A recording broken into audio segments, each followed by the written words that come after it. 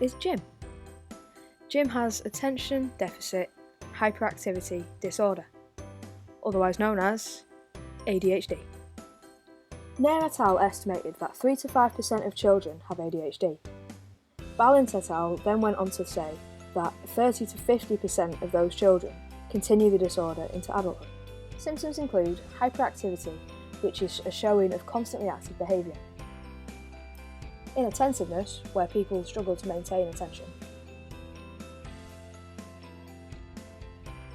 disorganisation and distractedness, so people are unable to plan one's activities efficiently, would lose their head if it wasn't screwed on; disinhibition, so people are more susceptible to risk behaviours such as drug or alcohol abuse. There are a number of possible causes for ADHD, such as genetic, physiological, or developmental. In the 1970s, the Collaborative Perinatal Project examined the outcome of 55,000 pregnancies, but found no correlation between birth difficulties and ADHD.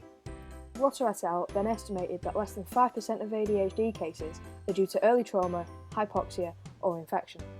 To look at the genetic side of the disorder, Bradley and Golden conducted twin studies to assess the concordance rates. They first looked at monozygotic, identical twins, and found a concordance rate of 50 to 80%.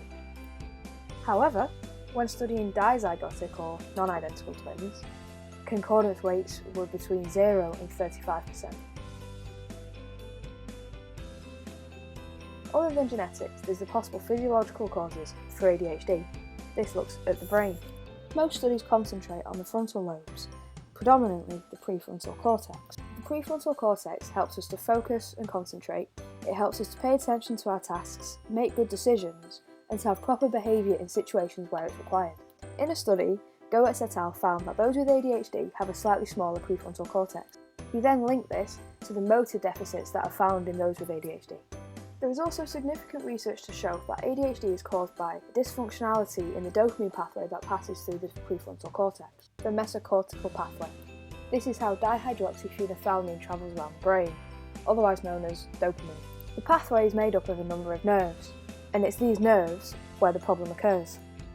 For the pathway to work effectively, the dopamine has to pass from the presynaptic nerve, across the synapse, the gap between the two nerves, to the postsynaptic nerve, where the receptors are. And it's during this process where things may go a little bit wrong.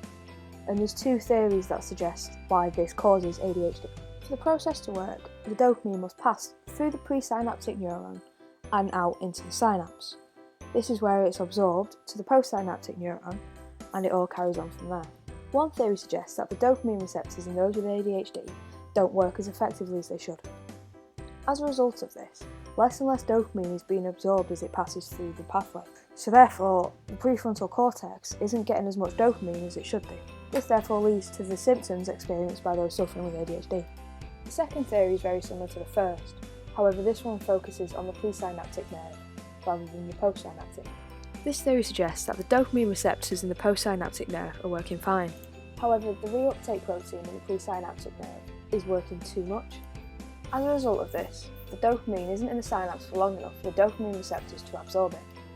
So as a result of this, the dopamine pathway isn't taking enough dopamine to the prefrontal cortex, as a result creating the symptoms of ADHD. To treat ADHD, amphetamines are used to essentially fix the broken dopamine pathways. Methylphenidate is what is prescribed to those with ADHD. It comes in tablet form and can be slow release, which is taken once like Concerta, or in slow release, which has to be taken a couple of times a day. Methylphenidate is most commonly known as Ritalin. Ritalin works by manipulating the way dopamine travels through the pathway to the prefrontal cortex. It has an effect on both the presynaptic nerve and the postsynaptic nerve. Ritalin contains a reuptake inhibitor, therefore it stops the reuptake protein from working overtime. As a result, the reuptake protein is working at its normal rate, so there is more dopamine in the synapse to be absorbed by the postsynaptic nerve. Ritalin also affects the receptors in the postsynaptic nerve. It makes them more sensitive, so more dopamine is absorbed. So by taking Ritalin, it means these two things are working as they should, so the brain is getting the right amount of dopamine, cancelling out the symptoms of ADHD.